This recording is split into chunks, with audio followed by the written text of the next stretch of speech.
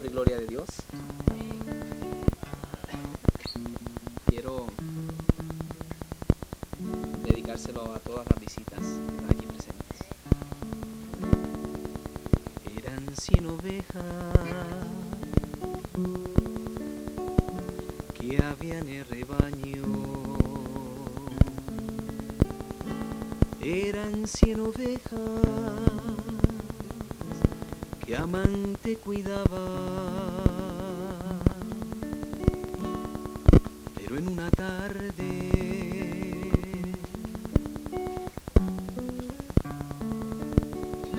al contarlas todas le faltaba una y triste lloró. Las 99 dejó en el aprisco y por las montañas a buscarla fue. La encontró llorando, temblando de frío. La tomó en sus manos, curó sus heridas y al redil volvió. Esa misma historia vuelve a repetirse. Todavía hay ovejas que rabundas van, solas por el mundo, sin Dios, sin consuelo. Solas por el mundo, sin Dios, sin consuelo y sin su perdón.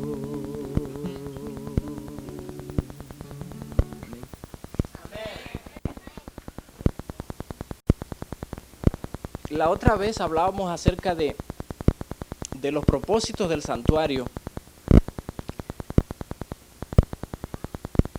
Adilio, tienes la pega, el tape para que le coloque allá arriba, pues no vaya a ser cosa que se nos caiga a mitad de tema. Señalábamos la importancia que tiene el santuario en la Biblia, porque señala el plan de salvación por completo y absolutamente todo lo que Cristo hace por usted y por mí, y lo que va a suceder con el pecado está diseñado en el santuario, en esta especie de templo que Dios le dijo a Moisés que construyera, siguiendo como ejemplo y como ilustración el modelo que le había mostrado del que estaba en el cielo. El camarógrafo me hace señal que... Ok, correcto, para que se pueda ver.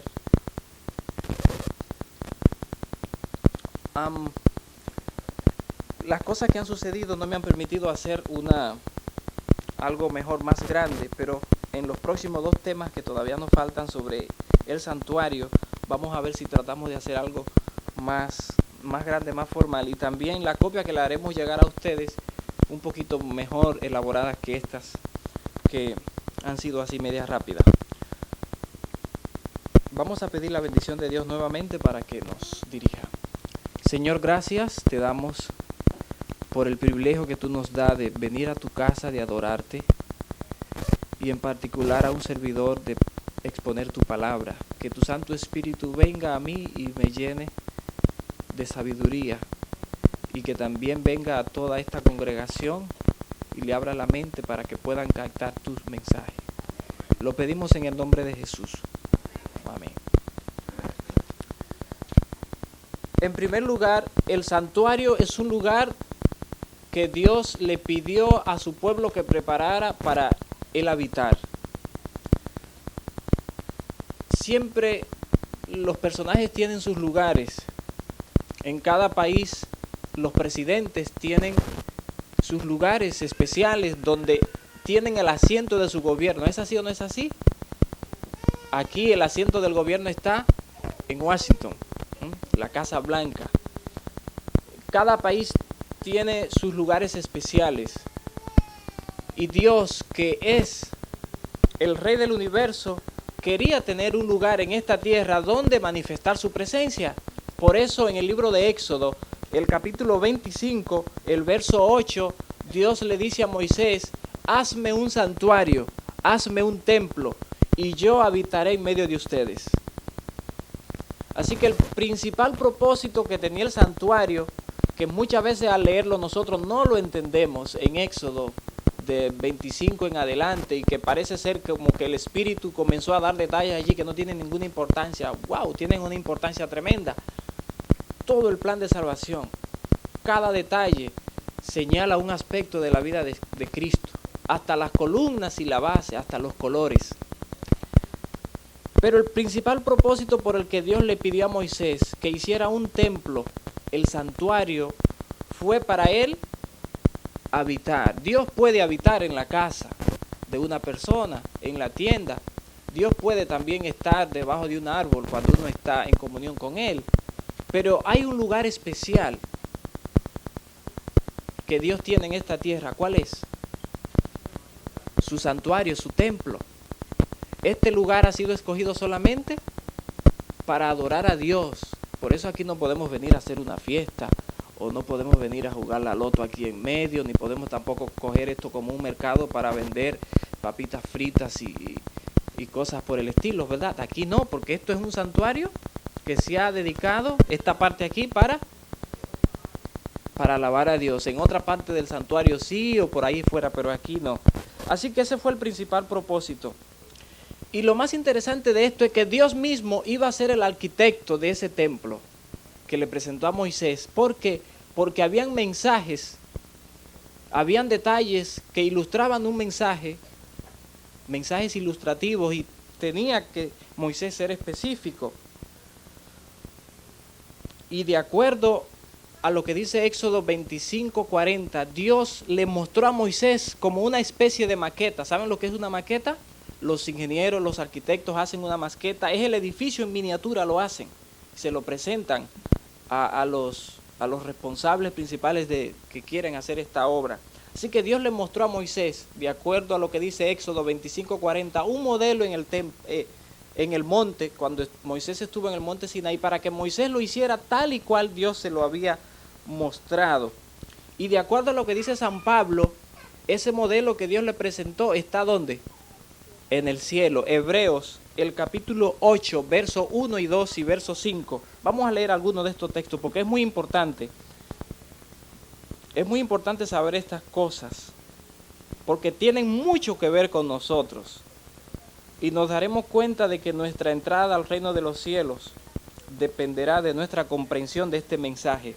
Hebreos, el capítulo 8, verso 1 y Hebreos 9:11, solamente para dar algunas citas.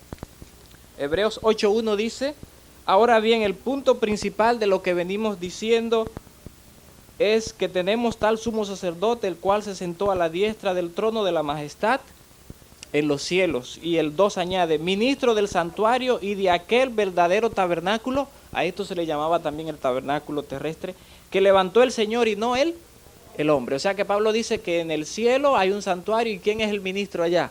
¿Quién es el sacerdote? Cristo. Por eso Cristo es del santuario. Cristo estaba en todas partes del santuario. Cristo debería estar en todas las partes de nuestras vidas. En Hebreos 9, el verso 11, Hebreos 9:11, también Pablo habla de esto. Pero estando ya presente Cristo, sumo sacerdote de los bienes venideros por el más amplio y más perfecto tabernáculo, no hecho de manos, es decir, no de esta creación. Está hablando de el santuario que está en el cielo. También el verso 24, Hebreos 9:24 dice: porque no entró Cristo en el santuario hecho de manos, figura del verdadero, sino en el cielo mismo, para presentarse ahora por nosotros ante Dios. O sea que de acuerdo a esto, es una realidad que hay un santuario también en el cielo, donde Cristo es el sacerdote y oficia para nuestro bien. Entonces, ¿por qué tantos detalles? Vámonos a Éxodo, el capítulo 25. ¿Por qué tantos detalles que hacen incomprensible cuando uno está leyendo esa porción de la Biblia y que uno no encuentra ninguna emoción y que algunos han dicho incluso que eso no fue inspirado porque no le encuentran sentido? Éxodo 25, para poner un ejemplo, los versos 31 en adelante.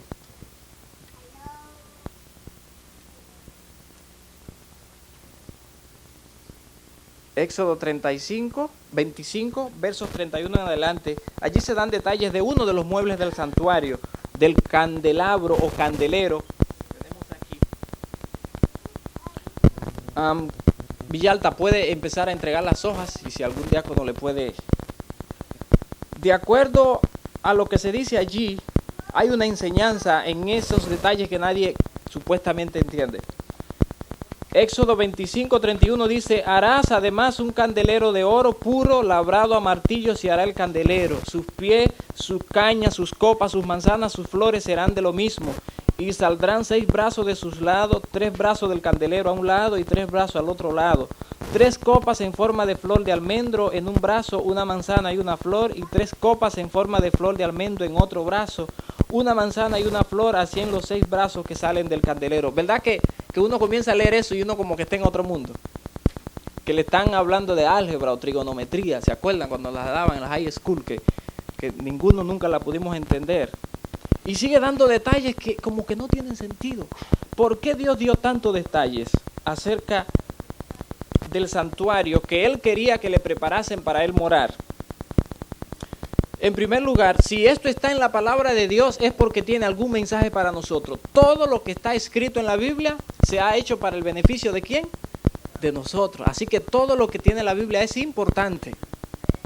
Segundo, aquí hay arquitectura. Si Moisés iba a construir un templo y Moisés tampoco sabía de ingeniería como Dios quisiera, pues Dios tenía que darle todos los detalles. Cuando usted va a hacer algo, usted reúne todos los detalles para construir. Yo no sé cuántos de ustedes han visto a los arquitectos antes de ya tener esa maqueta bien bonita, comenzando a hacer rayas y hacer cálculos. Si usted se coloca y ve eso, usted va a decir, pero este edificio sí es feo, porque lo que ve allí es números, medidas que no tienen, pero después esas medidas dan lugar a un edificio bellísimo. Entonces, en primer lugar, Dios tenía que dar los detalles para que Moisés lo hiciera semejante. Segundo, como cada detalle iba a tener su enseñanza, Dios tenía que ser específico y decirle a Moisés, esto hazlo de este color, esto hazlo de esta medida, esto hazlo así y asá. Tercero, Dios es un Dios de gusto y de belleza. Y se supone que el lugar donde Dios habita, que un lugar que es elegido para honrar y glorificar a Dios, debe ser bonito. Entonces el santuario, de hecho, era lo más precioso que existía en ese tiempo en el pueblo de Israel. Era bellísimo. Yo espero con la ayuda de Dios en el próximo tema traerle una maqueta más grande con los detalles reales y los colores reales de cómo era el santuario, especialmente por dentro, que todo era chapado en oro, con cortinas de lino, de azul, de púrpura, de carmesí, y había allí bronce, plata, etc. Así que por eso los detalles, tiene que haber detalles cuando Dios da la orden para construir algo. Y para que hoy en día nosotros pudiésemos también hacer un ejemplo, una ilustración de lo que más o menos es el santuario y conocerlo. Así que le vemos importancia a todos esos detalles. Como le decía anteriormente, el propósito del santuario, además de Dios habitar en ese lugar y que la gente fuera a buscar a Dios, a pedir perdón de sus pecados, como venimos nosotros a la iglesia, era también ilustrar la función de Cristo como ofrenda, como sustituto, como sacerdote, como el garante de nuestra salvación, como el intercesor, porque todo eso se ve en el santuario. Y como decíamos también en esa vez, muchos no lo entienden porque de acuerdo a lo como dice el apóstol Pablo en Hebreos 5, 11 al 14, no se han puesto a estudiar eso con detenimiento. Me acuerdo que en mis récords de nota en las matemáticas soy un fracaso. En todas las matemáticas, desde la high school hasta el último grado de la universidad, todo lo que tiene que ver con números, en mí es un cero a la izquierda, es un fracaso.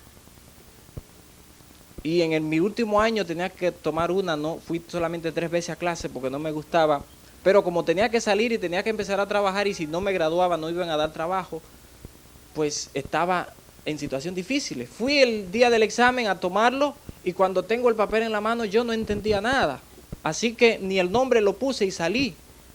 El profesor estaba ayudando a otro estudiante explicándole algo que no se dio cuenta. Después fui a la casa y le dije, profesor, si usted no me ayuda, yo soy hombre muerto. Y si, ¿qué pasó? Digo yo, mire, ¿tú no cogiste el examen? No, yo no sé nada de esto, a mí no me gusta esto. Dice, bueno, pues yo lo siento, pues tú vas a tener que repetir el otro año. Pero le expliqué la situación, me dijo, te voy a considerar como un hijo, te voy a dar una oportunidad. Yo le dije, démela, déme el examen dentro de 2 días que yo voy a estudiar y le prometo que voy a hacer, aunque sea poner allí algo. Así que lo hizo y en 2 días yo pude aprender todo lo que en 8 años, porque me puse y tenía la espada sobre el cuello y me aprendí esas fórmulas que me parecían tan difíciles, de trigonometría, de álgebras y de cuadrados y de raíz cúbica y estas cosas. Ya no me acuerdo nada de eso, porque eso fue una botella para salir, pero le saqué un 86 en el examen y nunca había pasado de 60 en matemáticas. Entonces Pablo dice en Hebreos, el capítulo 5, que más que un bochorno y una reprimenda es un consejo, que nosotros no aprendemos muchas cosas, no comprendemos muchas cosas porque no nos ponemos a estudiarla y es una realidad. Pablo decía en Hebreos que mucha gente no entendía el tema del santuario. Hebreos 5, versículo 11. En el Hebreos 5, 1 al 10, Pablo habla del sacerdocio y de Cristo como sumo sacerdote. Y luego en el 11 entonces dice, acerca de esto tenemos mucho que decir y difícil de explicar, por cuanto os habéis hecho tardos para oír. Hebreos 5, 11, que se está refiriendo a las cosas del santuario.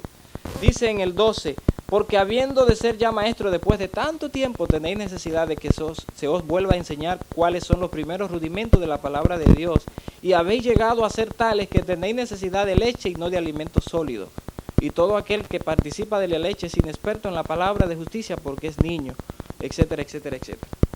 Es una palabra fuerte de Pablo, pero es una realidad que a veces no nos ponemos a estudiar y por eso no sabemos el sí. Así que vamos a ver cuál es el mensaje que Dios tiene para nosotros en el santuario. Decíamos que es el lugar donde Dios habita. Y comenzó Dios a darle los detalles a Moisés. Ustedes tienen una hojita allí, pues. Lo primero que Dios le dijo a Moisés que se hiciera, la Biblia aparece en algunos libros, aparece una cosa y luego de otra, pero les dijo los muebles, cómo era que iban a hacer. Pero vamos nosotros a empezar por partes. Lo primero que tenía, el santuario se dividía en 2 partes, en 3 partes. Yo no se la coloqué allí porque el espacio no me alcanzó, como fue un asunto así preparado rápido, pero consistía del patio, del atrio. ¿Saben? ¿Están conmigo en la hojita? El patio es, ven lo que está rodeado como de una especie de verja. Eso es el patio, eso dentro. Ahí habían 2 muebles, el número 2 y el número 3. Pero también tenía dentro de ese patio, o sea, dentro de esa yarda, había como una tienda. En aquellos tiempos la hacían como carpas. Allí parece más bien un poquito un edificio ahí. Y se dividía en 2 partes.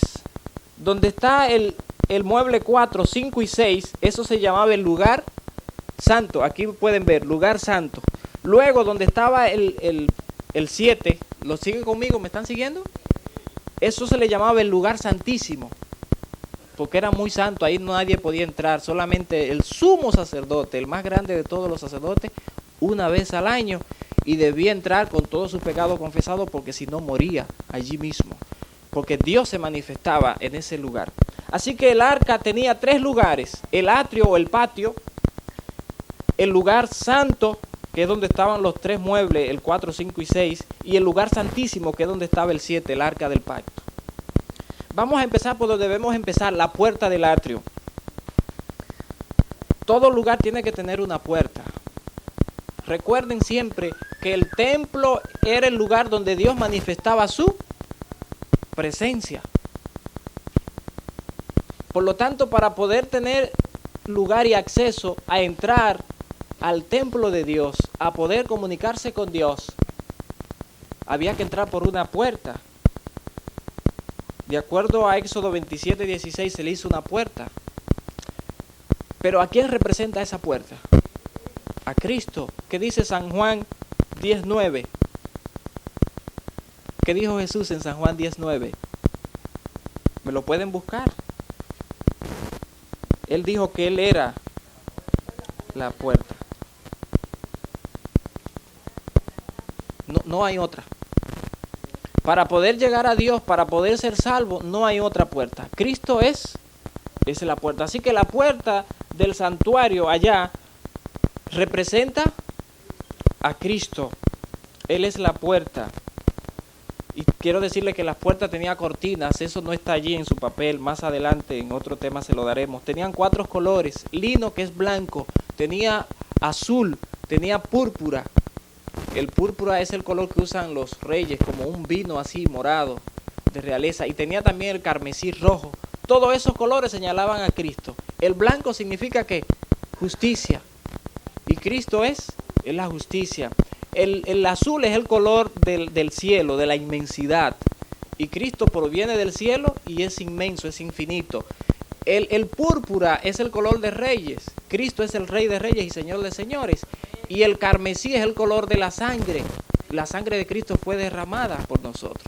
Cada una de las cosas tenía su detalle, pero no puedo seguir dando explicaciones, ya el tiempo se nos ha ido. Hay otro mueble que es el 2. ¿Cómo se llama este mueble? El número 2. Altar del sacrificio. ¿Qué se sacrificaba allí? Corderos, ovejas, que decíamos en el otro tema que todo debía ser perfecto, porque como representaban a Cristo y Cristo no cometió pecado, los corderos y las ovejas no podían tener ninguna tacha. Ustedes me excusan, porque como me decía el hermano José García, el cordero que yo puse allí no parece ni un cordero, pero se me hace difícil. Se me hace difícil pintar los animales. Pero imagínense que es un cordero perfecto. Entonces el altar representa ¿a quién? A Cristo. Porque Cristo es nuestra ofrenda. ¿Qué dice Efesios 5:2? Y en la medida que sigamos, si alguien me puede seguir buscando los versículos así, se lo voy a agradecer para cuando lleguemos aprovechemos el tiempo. Efesios 5:2, ¿qué dice?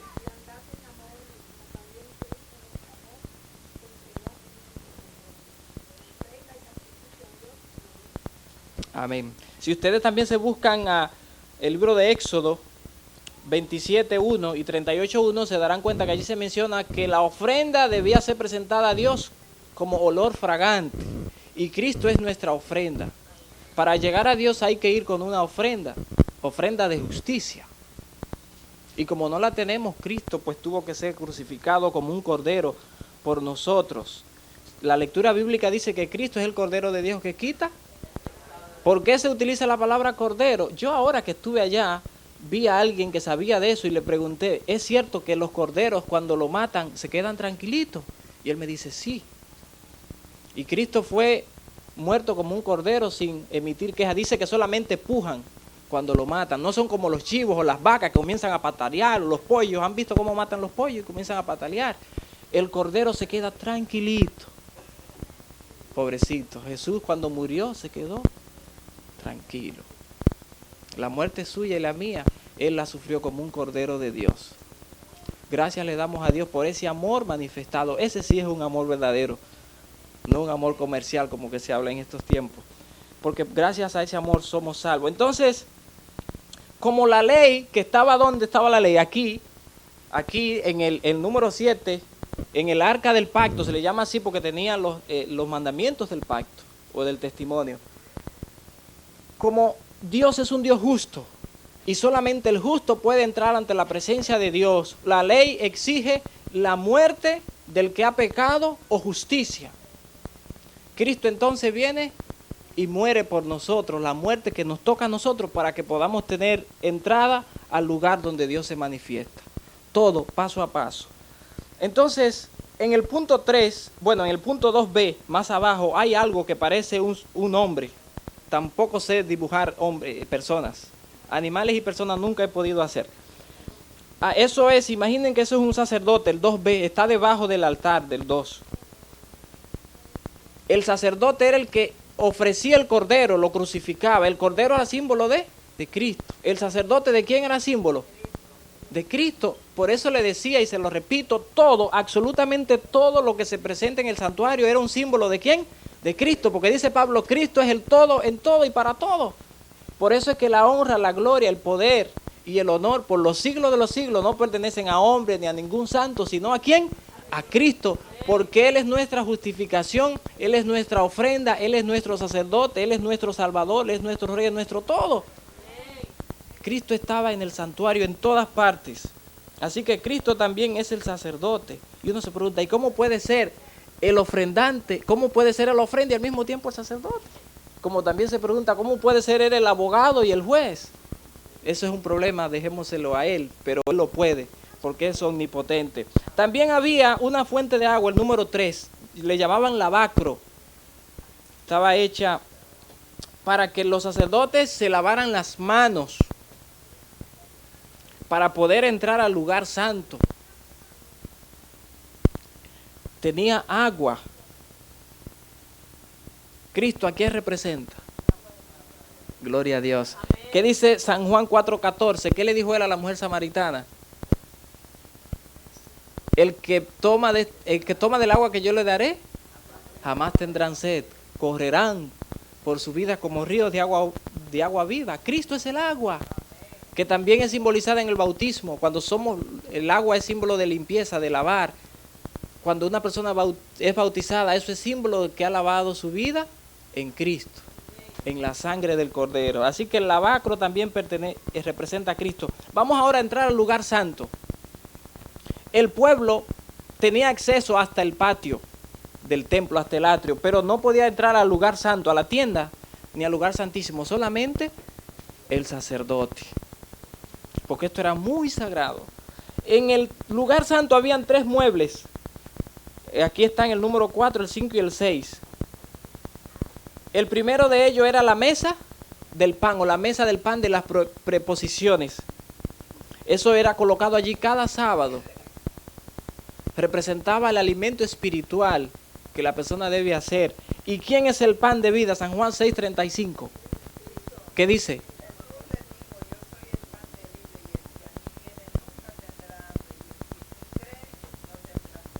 Amén. ¿Vieron entonces cómo el pan era un símbolo de Cristo? El pan era símbolo del sostén que Dios nos da, y el sostén espiritual de nosotros es Cristo, porque gracias a Él es que somos salvos, de lo contrario hubiésemos perecido para siempre.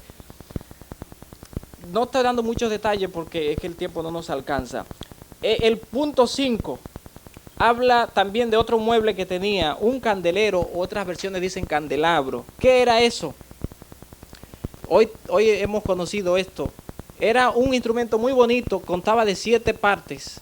Saben que el número 7 tiene que ver con perfección. Se le echaba aceite y se lo prendía, y esto, de acuerdo a lo que dice Éxodo 25, debía estar todo el tiempo alumbrando el lugar santo. Entonces el candelero tenía luz. ¿Quién es la luz del mundo? Cristo Jesús. Representaba a Él también al Espíritu Santo. El punto 5, había un altar, se llamaba altar del incienso. El incienso es algo que sube, ¿verdad? Que llena el ambiente de una atmósfera, de un olor muy grato. El punto 6, correcto, altar del incienso. El incienso tiene que ver con oración. Cuando nosotros vamos a Apocalipsis 8, 3 y 4, porque también como Dios le presentó a Moisés el modelo del cielo, en el cielo existe este mueble. ¿Qué dice Apocalipsis 8, 3 y 4? Otro ángel, a ver, léamelo, hermana.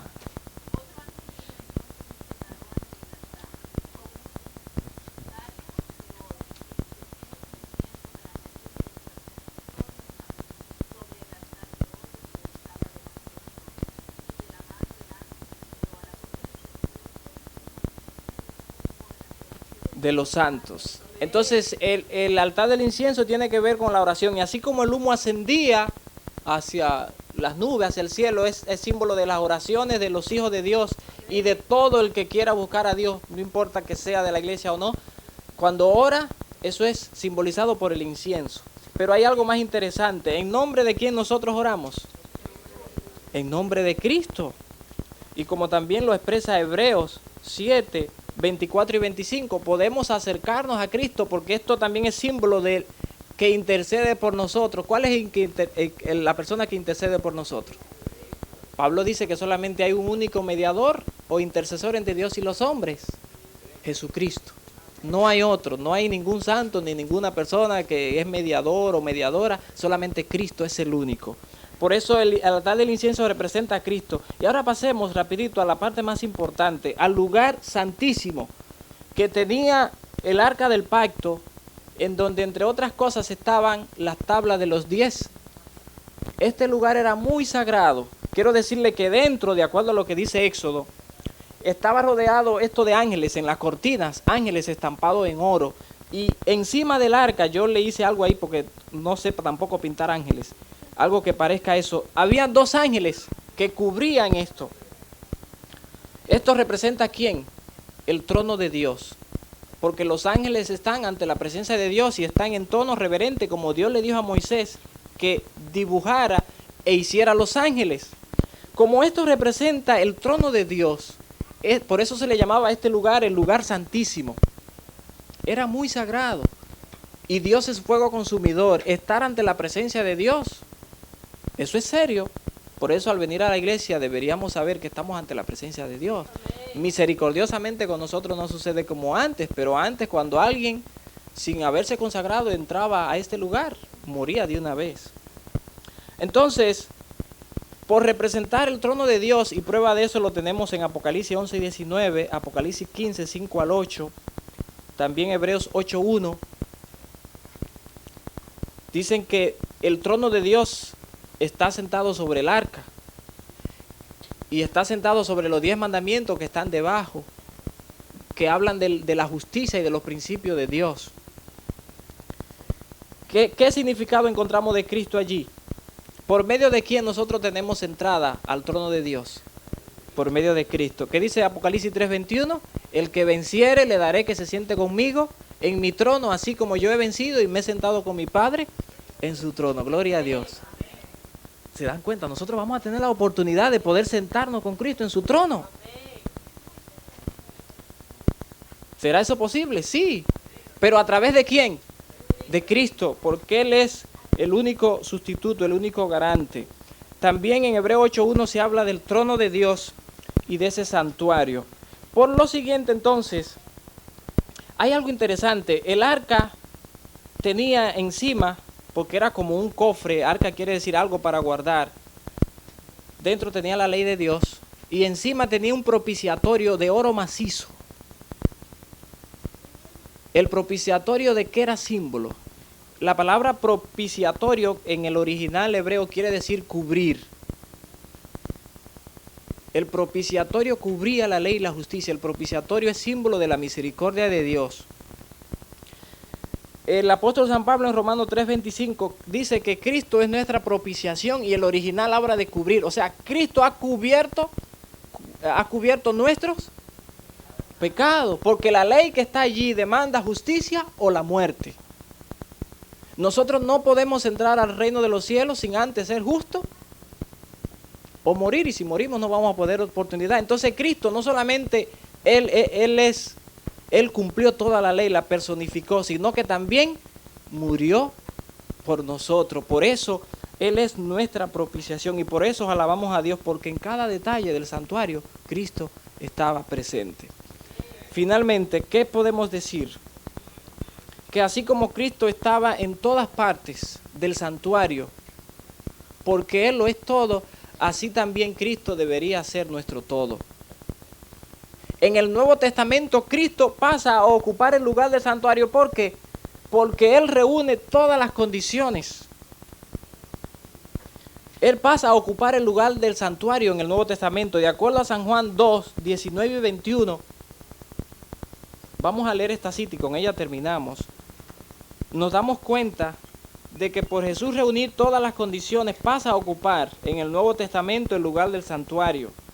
San Juan capítulo 2, verso 19 al 22. Sí, San Juan capítulo 2, verso 19 al 22.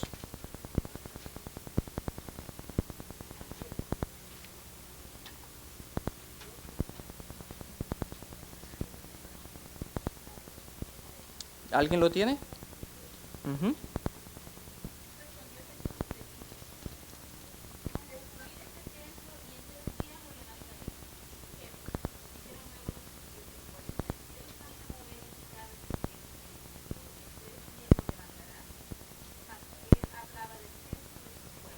El cuerpo de Jesús fue y ha sido el único templo donde Dios ha habitado plenamente. El apóstol Pablo dice en Colosenses 2:9 que en Cristo habita corporalmente toda la plenitud de la deidad, o sea, todo el poder, toda la omnisciencia, toda la omnipresencia y toda la omnipotencia de Dios. Por eso Cristo pasa a ocupar el templo, porque también Cristo lo es todo. Todo lo que hay en el santuario señalaba ¿a quién? A Cristo. Esto era sombra, esto eran las leyes ceremoniales que fueron abolidas, porque como todas representaban a Cristo, cuando Cristo vino ya no había necesidad de seguir, porque al que lo representaban ya había venido Cristo. Por lo tanto, Cristo es decretado por Dios como rey, como sacerdote y como profeta. Es decretado por Dios como nuestro intercesor, como nuestro Salvador. Por eso todo lo que nosotros debemos hacerlo en el nombre de Cristo, para la honra y gloria de Cristo y por medio de Cristo. Que ojalá que Cristo esté, así como estaba en el santuario en todas partes, nuestro cuerpo también es templo ¿de quién? De Dios. Y Dios quiere que Cristo esté en todo, en nuestro pensamiento. Dios quiere que Cristo esté en nuestras palabras. Dios quiere que Cristo esté en nuestro caminar, en nuestro vestir. Dios quiere que Cristo esté en nuestro comer, en todo lo que vemos. Si eso es posible, entonces, ¿quién va a vivir por la fe en nuestros corazones? Cristo. Y podemos decir como Pablo, ya no vivo yo, mas Cristo vive en mí. Y qué bonito sería alguien donde Cristo habite por completo en todas sus partes. Y después saber que vamos a tener la oportunidad de un día no muy lejano estar ante la presencia de Dios. Por gracia y por medio de Cristo. Hago una pregunta esta mañana. ¿Cuánto le gustaría coronar hoy a Cristo en su vida como el Rey, como el sacerdote y como el Cordero de Dios? Que Dios nos ayude y que cada día podamos en realidad alabar a Cristo porque Él se lo merece. Amén.